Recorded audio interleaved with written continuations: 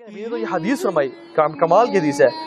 फरमाया कि कायनात का बेहतरीन सबसे अफजल शख्स वो है जिसमें दो क्वालिटीज हैं, सुदूक़ुल लिसान व महफूमुल क़ल्ब, ज़बान का सच्चा और दिल का साफ सुथरा।